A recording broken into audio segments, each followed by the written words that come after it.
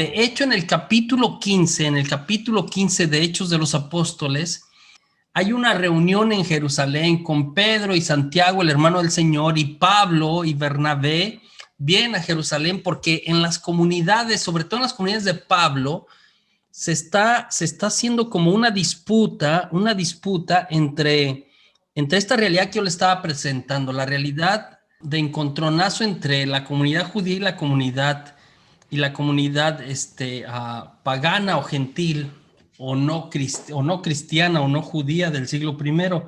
Entonces, en el capítulo 15 se habla de lo que muchos historiadores llaman el concilio de Jerusalén, el primer concilio, aunque si tú estudias algo de los concilios no es listado, pues es de alguna manera esta primera idea de lo que serán muchos concilios. Vamos a hablar de ellos sobre todo en las primeras 3 etapas, ¿no? Bueno, a través de todas, pero suceden bastante, sobre todo en la segunda etapa, en la del día de mañana, suceden varios concilios, y trata sobre eso. Pablo y Bernabé vienen a hablar con Pedro y Santiago, el hermano del Señor, a Jerusalén, que ellos son los pilares, las cabezas de la iglesia, sobre si se tiene que forzar a aquellos gentiles que están creyendo en Jesucristo a practicar. Otra vez, la pregunta que hacen es si se circuncidaban o no.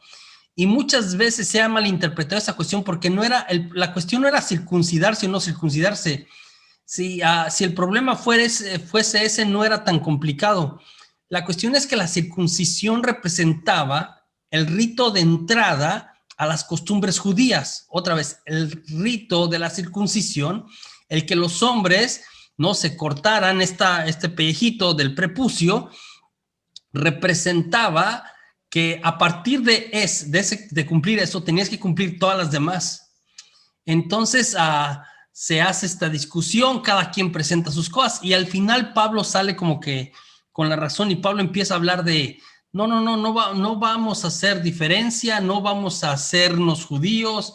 Entonces empieza, y en sus cartas encontramos como él dice, por ejemplo, en Gálatas 3:28, ya no hay distinción entre judío y no judío, no hay dos clases de alguna manera entre hombres y mujeres, ¿no? Entonces es importante esto. Pablo aboga porque no se presente y no se presione a aquellos que están recibiendo la fe, el judaísmo en su totalidad. Es como que no, para ser cristiano no necesitas ser primer judío. Puedes ser cristiano y vivir lo que nos enseñó Jesús, ¿sí? Y vamos a ver una tensión entre estas dos cosas que se prolonga por casi un siglo completo, ¿sí? Unos de un lado y otros de otro lado. Los judíos de un lado y los cristianos, ¿no? De alguna manera, sobre todo los cristianos helenistas, los cristianos gentiles por otro lado. Santiago, el hermano del Señor, que él velaba porque era un judío. Otra vez, tenemos que entender esto. No, a veces no es tío, pero tenemos que entender.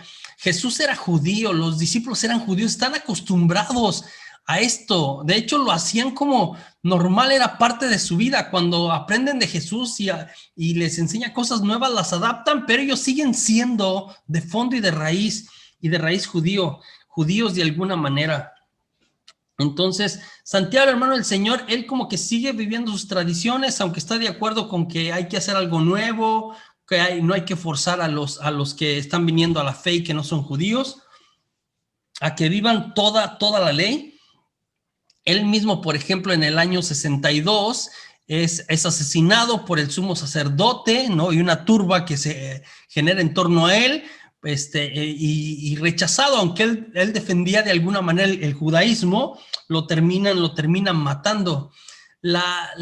La destrucción de Jerusalén en el año 70, este es otro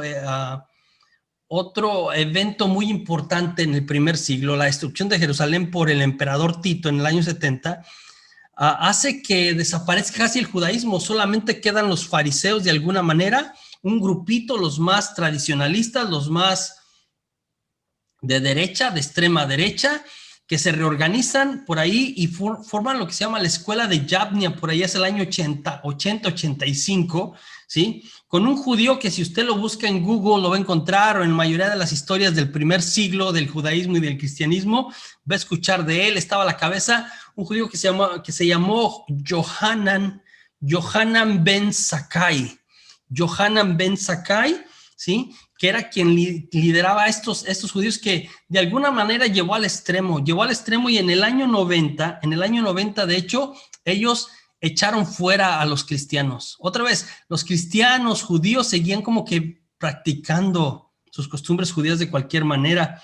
Entonces, tienen un rito los judíos que es muy importante, que se llaman las 18 bendiciones, y estas 18 bendiciones le agregaron una sentencia a las 18 bendiciones famosas, le agregaron unas sentencias en la que maldecían a los nazarenos o a los cristianos y a los herejes.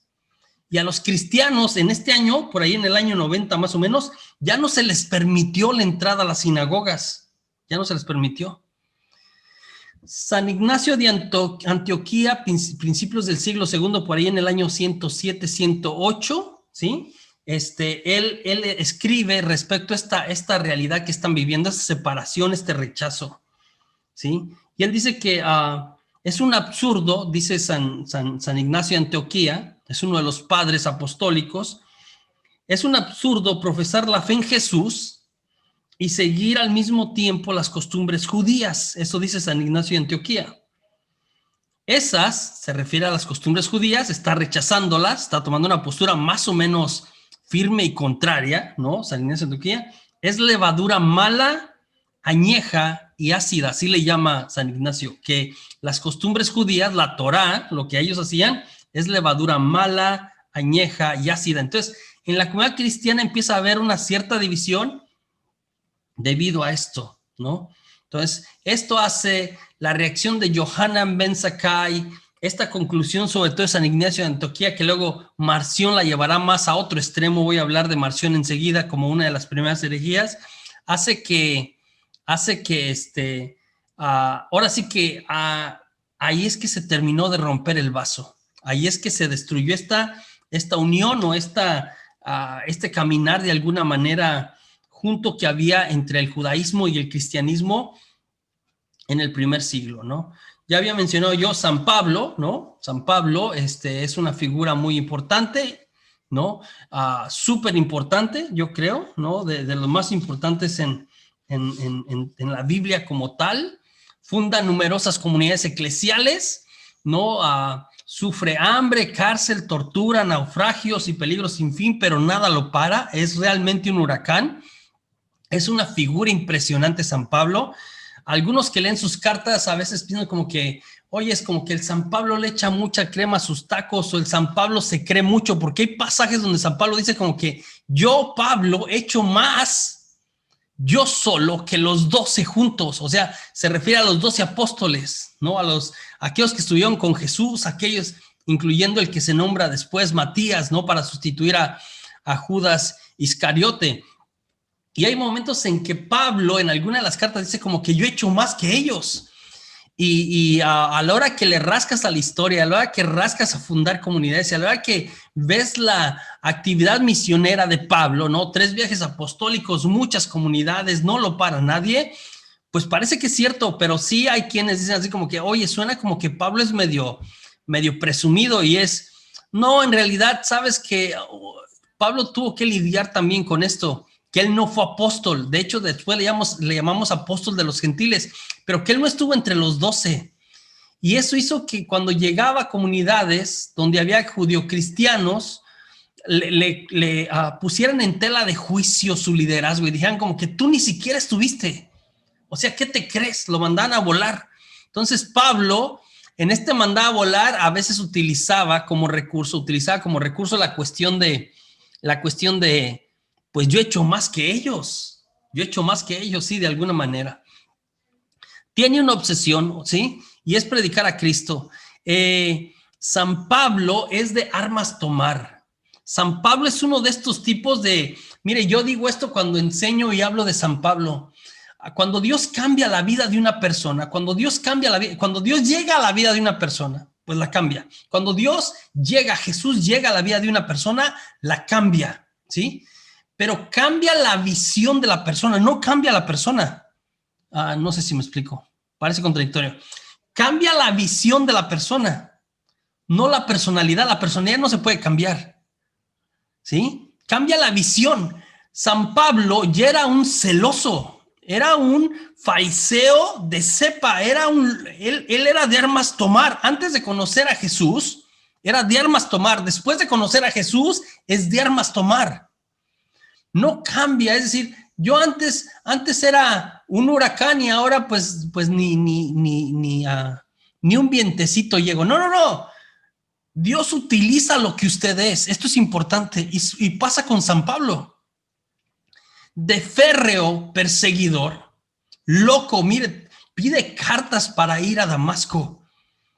Pablo quería acabar con el cristianismo naciente. Le parecía que esto estaba destruyendo el judaísmo. ¿Sí? Estuvo en el proceso de Esteban, capítulo 7 de los Hechos, ¿sí? Y luego pide cartas, ¿sí? Pide cartas para ir a Damasco y no para ir a asustarlos o pegarles una calentada, como dicen en México, que calentada en México quería decir como una golpiza bien dada. No iba a darles una golpiza, un escarmiento. Pablo iba a Damasco para arrestar a los que seguían, ¿sí? A Jesús, aquellos que le llaman que estaban en el camino, y traerlos a Jerusalén. ¿Por qué? Porque en Jerusalén podían ser procesados como Esteban. Pablo no quería asustarlos, Pablo quería aniquilarlos, quería matarlos, así era él. Y es en este camino a Damasco que encuentra al Señor, o que el Señor lo encuentra a él, ¿sí? Tiene una obsesión impresionante Pablo y es predicar a Cristo. Entonces pasa de celoso perseguidor al evangelizador más grande de todos. A mí personalmente, esa es una opinión personal. Hay quien puede discurrir conmigo en esto.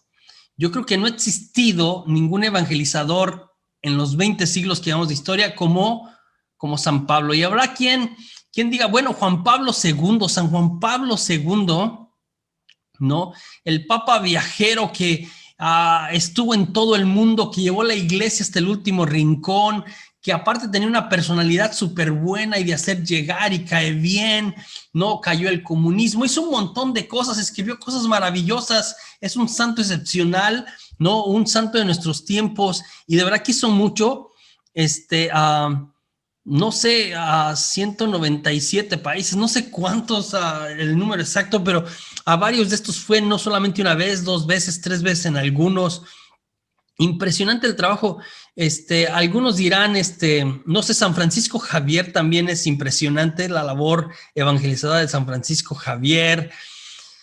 Pero yo quiero decirle, mire, honestamente, guardando las proporciones de siglo I, siglo XX, ¿sí? Yo sigo pensando que el evangelizador más grande de todos los tiempos, usted puede diferir conmigo, se llama San Pablo, ¿sí? Se convirtió en el apóstol de los gentiles, una figura impresionante para la iglesia naciente. Fue una nación, la iglesia creció, sobre todo hacia la mitad del siglo I, de manera impresionante, gracias a este apóstol que el Señor suscitó en la persona de San Pablo. Primeros pasos, dificultades de la iglesia. El Imperio Romano, ¿no? Empezó las persecuciones, tuvo miedo a esta comunidad que empezó a crecer, a regarse a través del imperio. Por tanto, empezó a perseguir a los cristianos y mandarlos matar, ¿sí? Entonces, la primera de todas las persecuciones que sabemos, ¿no? Históricamente fue la de Nerón, ¿no? Nerón fue emperador del año 54 al 57, 58, 68, hay quien difiere ahí 2 o 3 años, ¿sí? Por ahí, en este tiempo fue que Nerón, un loco, un desalmado, la historia de Nerón es muy peculiar, ¿no? Se cree que mandó quemar Roma para luego echarle la culpa a los cristianos que vivían en las catacumbas por la persecución que él mismo había desatado para luego perseguirlos y matarlos con más ganas, ¿no? Varias cosas relevantes en la historia de Nerón, ¿no? Está loco, manda matar a familiares de él mismo, etcétera, ¿no? La persecución es súper cruenta, es un loco como tal Nerón, y ese emperador tiene todo el poder, ¿no? En el imperio más grande del siglo I, que era el romano. En el año 70, ¿no? Tito sucede en el trono a Nerón y en el año 70 destruye Jerusalén, y esto es muy importante, es un parteaguas en la historia. El año 70, grábeselo en la cabeza, es un parteaguas, ¿sí? El judaísmo desaparece casi como tal. Yo les recuerdo, destruyen la ciudad y destruyen el templo. El templo para los judíos es muy importante. De hecho, desde el año 70 no hay templo. Llevamos 2000 años casi, ¿no? 1950, ¿sí? Y no hay templo. O sea, las ruinas del templo de Jerusalén, del último templo, hubo tres templos. El que construyó Salomón, impresionante, que fue destruido en el 587 antes de Cristo, y luego el que reconstruyó Esdras y Nehemías, por ahí en el siglo V, año 400, 500 antes de Cristo, un templo muy sencillo, muy modesto, fue el segundo templo. Y sobre ese segundo templo, Herodes el Grande, ¿sí? A finales del siglo I antes de Cristo, ¿sí? Reconstruye el templo y es el templo en el que camina Jesús. El tercer templo es el que destruye Tito en el año 70, junto con la ciudad completa, ¿sí? Si aquí hay gente que ha ido a Jerusalén, usted sabe que hay ruinas y para ver parte del templo hay que, de hecho, para ver cualquiera de los lugares santos hay que ir hacia abajo. En Jerusalén, la ciudad de Jerusalén tiene ya hay como que 3 niveles más o menos, ¿sí? La ciudad actual está encima, pero una ciudad más vieja está abajo, y luego una ciudad más vieja que la más vieja está más abajo. Hay como 3 niveles más o menos. Entonces, sobre lo que fue el templo, ahora hay una mezquita musulmana, no hay templo, hay toda una historia sobre el templo con los judíos. Entonces, Tito lo destruyó, esto es muy interesante, ¿sí? Otra de las persecuciones del primer siglo contra los cristianos fue la del emperador Domiciano, por ahí en el año 92, 93, 97, en la que murieron muchos y muchos más fueron torturados, ¿sí? Fueron torturados. Ahora, mire, aunque eran perseguidos, esa persecución, esa manera como los mataban en los leones, los crucificaban, los colgaban de un palo y les echaban como un tipo de resina y, por ejemplo, en el mismo circo romano servían como antorchas, los quemaban vivos, ¿no? Eso hacía que más gente se uniera porque esta gente era capaz de entregar su vida por el Jesús que predicaban.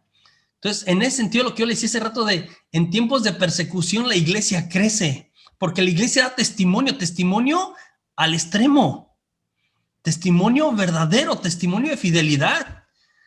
La gente, y aunque no es tan bonito y tan romántico, no, la gente es capaz de entregar su vida. Y eso hacía que el cristianismo, el mensaje, ¿sí?, fuera llamativo, como wow, de alguna manera. Algunos convertidos al cristianismo flaqueaban también hacia finales del siglo I, hablando del siglo I, ya es decir, se dieron las primeras herejías. Entiéndase, herejías, explico, estas cosas, afirmaciones que iban en contra de la verdad, Y quiero explicar un par de cosas interesantes respecto a las herejías, porque van a surgir muchas. Y a veces pensamos que las herejías las dicen o las hacen alguien de fuera. Y no es así. Las herejías nacían dentro de la comunidad, mayoría de las veces, ¿sí? Estas cosas que se decían sobre situaciones respecto a lo que se iba creyendo, nacían de dentro de la comunidad.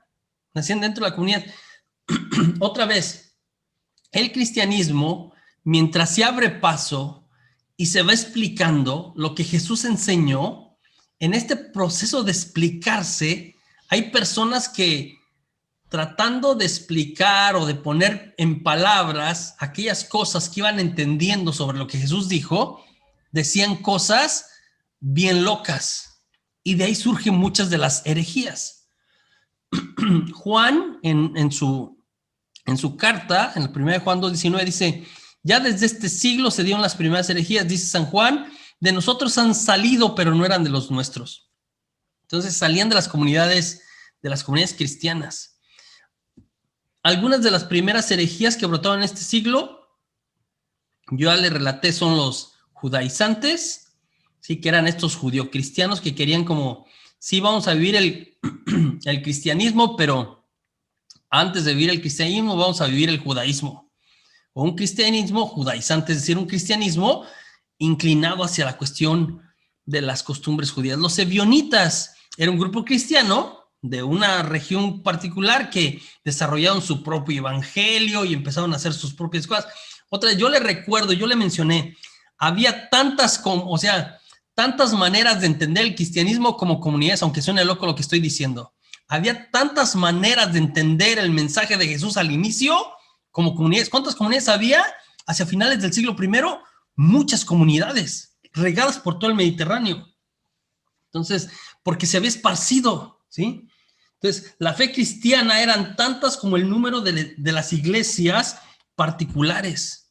Se hablaba de cristiandades, es decir, cada grupito, ¿sí?, iba tomando la jerarquía, como la entendemos, ¿no?, al pasar del tiempo, y la estructura, ¿sí?, no tomó forma sino hasta mediados o finales del siglo II, por ahí 175, 180, ¿sí?, después de Cristo. Entonces, debido a esta situación hubo varios retos internos y externos, ¿sí?, que fueron ayudando, estas cosas que iban pasando, fueron ayudando a aclarar, a entender la identidad.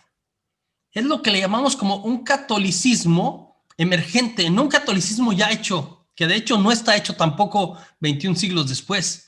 Sigue siendo emergente en un sentido, aunque la revelación ya está completa, ¿sí?, el entendimiento de la revelación sigue en desarrollo. En el principio fue así, y de hecho con mucha más calma en el principio. Acá se aplica, ¿no?, en medio de todas estas situaciones, el famoso dicho de no hay mal que por bien no venga, ¿sí? Empezaron a suceder las herejías, los judaizantes, los ebionitas, los gnósticos abundaban en el siglo II, voy a explicar con más calma, los maniqueos, esta lucha entre el bien y el mal, que hablaban, ¿sí?, como entre dos dioses, un dios bueno y un dios malo, es una herejía, ¿no? Este tipo de costumbres surgen desde finales del siglo I, ¿sí? Y aunque parezca raro, otra vez, lo que estoy diciendo es, en medio de estas cosas extrañas que empiezan a decirse, a interpretarse, a entenderse, ¿sí?, es de ahí que surgen también los padres apostólicos que empiezan a dar explicación, a hacer breves compendios de la doctrina, ciertos credos, ciertas fórmulas, ciertas cosas que se empiezan a explicar. Entre los que tenemos acá, por supuesto, va a estar el Papa San Clemente, cerca del año 97, hizo algunas de estas cosas, ¿no?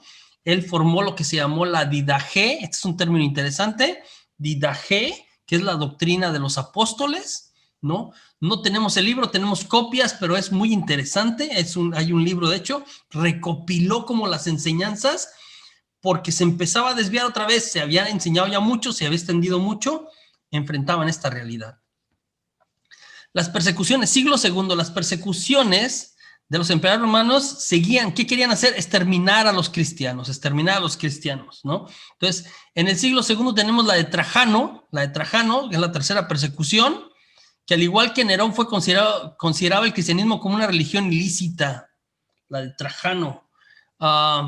Por ahí en el año, me parece 150, no puse la fecha, yo se lo pongo, se lo agrego. Y luego, más tarde, ¿no?, la de Marco Aurelio, en el año 161 al 180, casi vivió por 20 años, ¿no?, la de Marco Aurelio, y luego, más tarde, Adriano, Antonio, Pío, Séptimo Severo, ¿no? Último, Séptimo Severo, prohibió a los paganos abrazar el cristianismo bajo pena de muerte. Entonces, si un pagano, un gentil, un no judío abrazaba el cristianismo, pues los mandaban matar, Mire, otra vez, siguen las persecuciones. ¿Qué razón tuvo Tertuliano, otra vez uno de los padres de la iglesia, Tertuliano, al decir, la sangre de los mártires es semilla de los cristianos? Uy, la sangre de los mártires es semilla de los cristianos, ¿sí? Donde hay derramamiento de sangre por fidelidad a la fe, por fidelidad a Jesús, ahí brota la fe. Ahí brota la fe. Mire, hoy en día, todavía, ¿no? Todavía en medio de los desafíos que enfrenta la iglesia del siglo XXI, en México, en Estados Unidos, en el mundo entero, hoy en día, y mientras me paseaba en los grupos, escuchaba alguno de estos comentarios, alguien mencionaba esto, hoy en día la zona que sigue produciendo más vocaciones en el mundo entero, ¿sí? Donde salen más seminaristas, más sacerdotes en el mundo entero, ¿sí? Es la zona de los cristeros, la zona fuerte de la guerra cristera, ¿sí? El Bajío, la parte de Jalisco, la parte de Michoacán, la parte de Zacatecas, esta parte media del país de México, ¿sí? De hecho, Guadalajara es el seminario con más vocaciones, Guadalajara, Lagos de Moreno, con más vocaciones en el mundo entero. La sangre de los mártires es semilla de cristianos y sacerdotes, pero también de mucha gente de fe. Me parece, y el resto de la gente de la República no se sienta mal, en esta parte central de México, la fe se vive de manera distinta. No estoy hablando ni mejor ni peor, pero tiene que ver con esto. Hay gente que, o sea, mi bisabuelo fue de los cristeros, mi tatarabuelo ayudó, etcétera, estas historias, ¿sí? Se les acusaba. ¿Por qué se les mataba a los cristianos? ¿Por qué se les mataba a los cristianos durante este tiempo de persecuciones? Se les acusaba de 3 cosas. Por eso los mataban, de 3 cosas.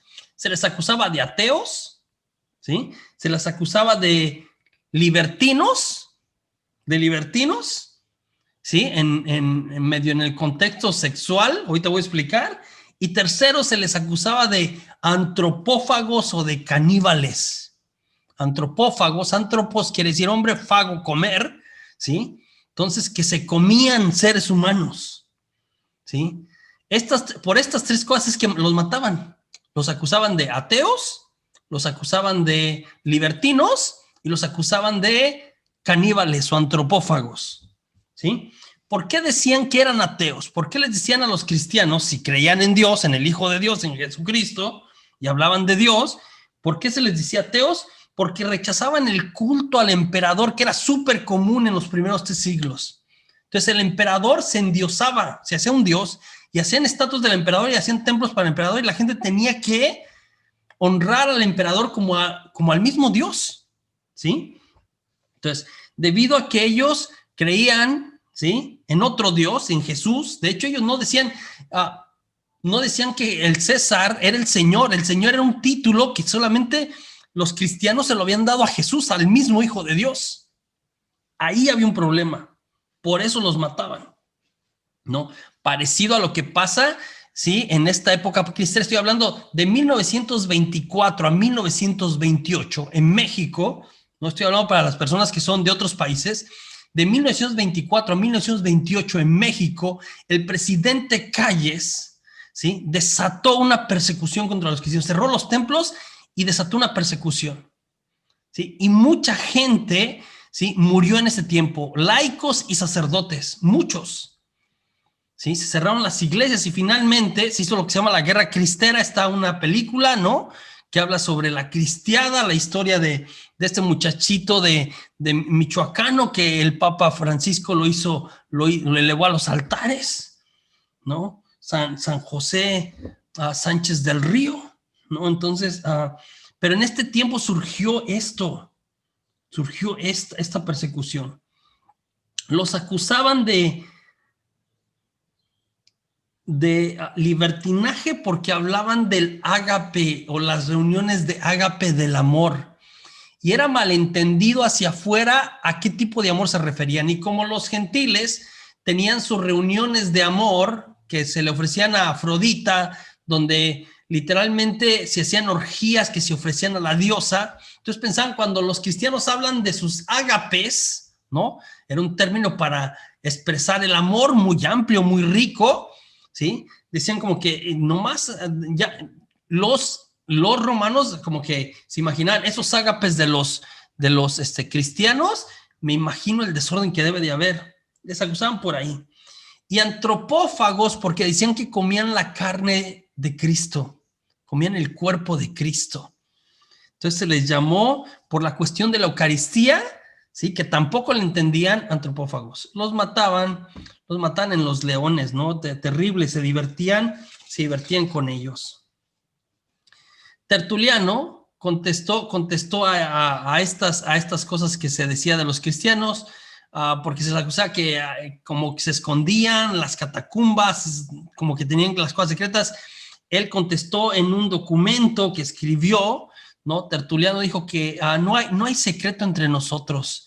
Nosotros somos y expresamos lo que somos libremente. Y les dijo a los romanos, sois vosotros los que tenéis costumbres nefastas. ¿Sí? Lo que están diciendo de nosotros, nada de lo que dicen, que se les acusaba, no tenía fundamento. ¿Sí? El cristianismo, dice Tertuliano, es una doctrina conforme a la razón, porque también se acusaba de irracionales. Y los cristianos somos buenos ciudadanos, cumplimos con nuestros deberes como cristianos, como ciudadanos. Otras herejías que surgieron en este tiempo las voy a mencionar. Mañana voy a hablar de ellas con más calma. La herejía docetista, los que decían que Jesús no era hombre, que parecía hombre pero no era hombre. Empezó la cuestión de si Jesús era Dios o era hombre, si parecía Dios o parecía hombre, si era más Dios que hombre o más hombre que Dios. Esto empezó sobre todo en siglo segundo, tercero, todavía hasta el cuarto se acomodó. Entonces, la primera herejía en esta línea es la herejía docetista. Docetismo viene del griego dokeo. Dokeo quiere decir parecer, dokeo. Y entonces, lo que decían los docetistas es que o el docetismo, que Jesús parecía hombre, ¿sí? Que era Dios y parecía hombre. Es decir, en realidad no se encarnó. Nada más parecía, tenía apariencia. ¿Qué implicaciones? ¿Por qué es esto una herejía? ¿Qué implicaciones teológicas tiene eso? Pues que realmente no hay encarnación. Y si no hay encarnación, pues ya mandamos a volar uno de los misterios más grandes del cristianismo. Que Dios se hizo carne, que se hizo como uno de nosotros. La cuestión, por ejemplo, de la pasión es, pues Jesús parecía hombre, entonces en realidad, aunque parece que le dolió, no le dolió porque en realidad no había asumido la naturaleza humana. Este tipo de cosas, ¿no? Marción, ya lo había mencionado, ¿no? Originario del Ponto, hijo de un obispo, muy adinerado, hace una donación muy buena a una de las iglesias, ahí a mediados del siglo II, y él lleva al extremo lo que había hecho San Ignacio de Antioquía. San Ignacio de Antioquía había dividido el judaísmo y el cristianismo. Dijo, si usted quiere ser cristiano, pues ya no puede ser judío. Marción empezó a decir, a rechazar explícitamente y a llevar al extremo, a decir como que de hecho el Dios de los judíos, ¿sí?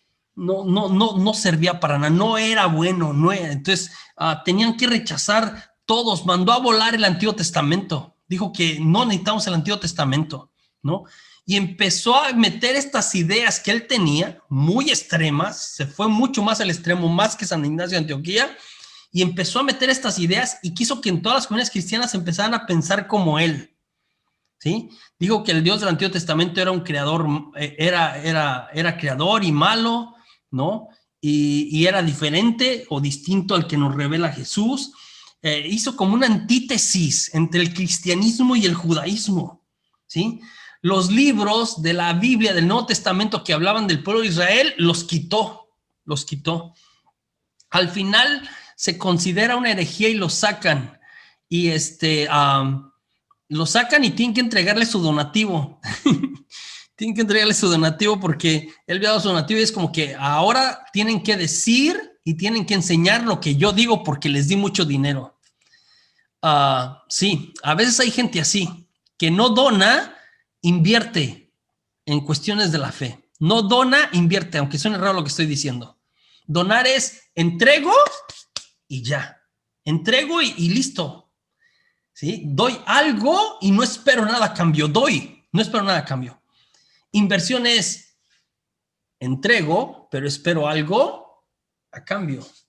Y hay algunas ocasiones que hay gente dentro de la iglesia, ¿sí? Laicos e incluso también clérigos que invierten, que no entregan, que invierten, esperan algo a cambio, dan para recibir algo siempre, ¿sí? Muy, muy al estilo de Marción.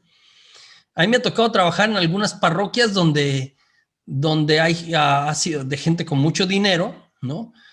Pero realmente la gente que hace donativos grandes, me ha tocado de verdad, no es rollo, ¿no? Que hace donativos grandes, no sé, se va a construir un salón y ponen la mitad del salón o no lo sé, ponen $1,000,000, no lo sé, cantidades grandes. Entonces después piden que aquí ponga la estatua de no sé quién, aquí ponga el nombre de no sé cuál. Padre, ahora quiero que no haga misa a esta hora, que la cambie a esta hora. Empiezan a, como dieron dinero, a que las cosas que se hacen en la parroquia corran o se hagan como ellos quieren, porque entregaron esta cantidad, pues una cantidad seria de dinero, ¿no? El padre Jesús Lizalde, un padre de aquí de Houston, algunos de aquí de Houston lo van a conocer, el padre Jesús Lizalde estuvo en una parroquia más o menos de gente con dinero aquí en Houston, en Santa Cecilia, y pues donde llega el padre Lizalde, la comunidad hispana crece porque él tiene como este imán con los hispanos. Entonces empezó a llegar mucha gente hispana a Santa Cecilia, no solamente del área que no llegaba ahí, gente hispana del área, ¿no? Del área geográfica a la que pertenece la parroquia, sino gente de otros lados empezaron a venir a Santa Cecilia. Y algunas personas de la comunidad anglo no les gustó que empezaron a llegar los mexicanos a la parroquia. Vino, y esto lo cuenta el padre, literal, vino un anglo muy adinerado, ¿no? Metido en los negocios del petróleo y escribió un cheque al padre Jesús. Le puso el nombre y no le puso la cantidad, de hecho. Le pidió al padre que él le pusiera la cantidad. Un día lo paró después de misa y le dijo, padre, mira, te entrego este cheque, está tu nombre, ponle la cantidad que necesites para abrir una iglesia fuera, hacia las afueras de Houston, donde te lleves a todos los hispanos. Donde te lleves a todos los hispanos. No los quiero aquí. Así. El Padre Jesús lo cuenta y es, aunque nos parezca loco, hay gente así. ¿Sí? El Padre Jesús agarró el cheque y lo hizo pedacitos enfrente del ángulo, como lo que me estás pidiendo no es cristiano. ¿No? Del todo. Bueno, Marción le tuvieron que regresar su parte de alguna manera. Marción le tuvieron que regresar su parte. El montanismo, voy a terminar de hablar de esta parte y voy a dejar ahí por el día de hoy. Voy a retomar esto el día de mañana, las otras partes que me faltaron el día de hoy, que es cómo se resuelven las herejías y cómo hay el cambio, ¿sí? De alguna manera de perseguida, la iglesia se convierte en perseguidora en la siguiente etapa. Entonces voy a hablar de eso con calma el día de mañana. Pero el montanismo, ¿no? Se le llama así porque su fundador se llama Montano, es otra herejía de mitad del siglo II, se extiende hasta el siglo IV cuando es declarada herejía. Pero Montano, con un par de mujeres, una señora que se llama Priscila y otra Maximila, ¿sí? También dio dolores de cabeza a la iglesia impresionante. Esto fue el pentecostalismo, otra vez, porque la iglesia es pentecostal de inicio, pero Montano y Priscila y Maximila explotaron la cuestión carismática de la iglesia, que la iglesia es carismática, no se malentienda lo que estoy diciendo acá, pero lo llevaron a un extremo fanático. Esto pasó a finales del siglo II y es desafortunadamente gracias a Montano que la iglesia pierde este elemento tan importante para la iglesia que es el elemento carismático, la apertura a la acción del Espíritu Santo. Y en la iglesia se deja de hablar de esto por siglos, 15 siglos mínimo. Se deja de hablar de el Espíritu Santo y la acción del Espíritu Santo de manera intencional. Digo, el Espíritu seguía actuando, por supuesto, a través de los siglos, seguía actuando, pero se dejó de hablar. Porque Montano dijo como que no necesitamos la jerarquía. No necesitamos a los obispos ni a los sacerdotes, no necesitamos de nadie. El Espíritu nos habla directamente, nos revela cosas, y esto que nos revela es la neta del planeta. Esto lo que nos revela es lo que es. Ellos están equivocados, lo que nos revela el Espíritu directamente a nosotros es lo que es. Y empezaron a hacer predicciones del fin del mundo, empezaron a hablar de que la Jerusalén celeste, la que habla en Apocalipsis, que va a bajar del cielo, hasta pusieron y dibujaron como que iba a bajar sobre la ciudad de Pepus en Asia Menor. O sea, empezaron a dar fechas, empezaron a hacer cosas así, llevaron la cuestión de la inspiración del Espíritu al extremo, al fanatismo, ¿no? Y es gracias a Montano que la iglesia se cierra la cuestión de la acción del Espíritu Santo por siglos. Hasta el siglo XX, gracias al cardenal Suenens en el Concilio Vaticano II, es que la iglesia se vuelve a abrir a esta realidad y ahora tenemos, ¿no?, una parte muy carismática. Estoy pensando en Estados Unidos, mayoría de los movimientos son carismáticos. En Estados Unidos, más del 50% de todos los movimientos. Entonces, eso es el montanismo.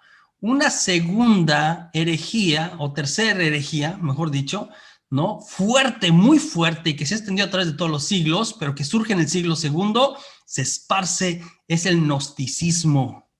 Es el gnosticismo, es la herejía más fuerte de este siglo II, de entre el año 100 y el año 200. Varias cosas raras. Los gnósticos, si viene de gnosis, conocimiento, parecido al montanismo, pero como más generalizado.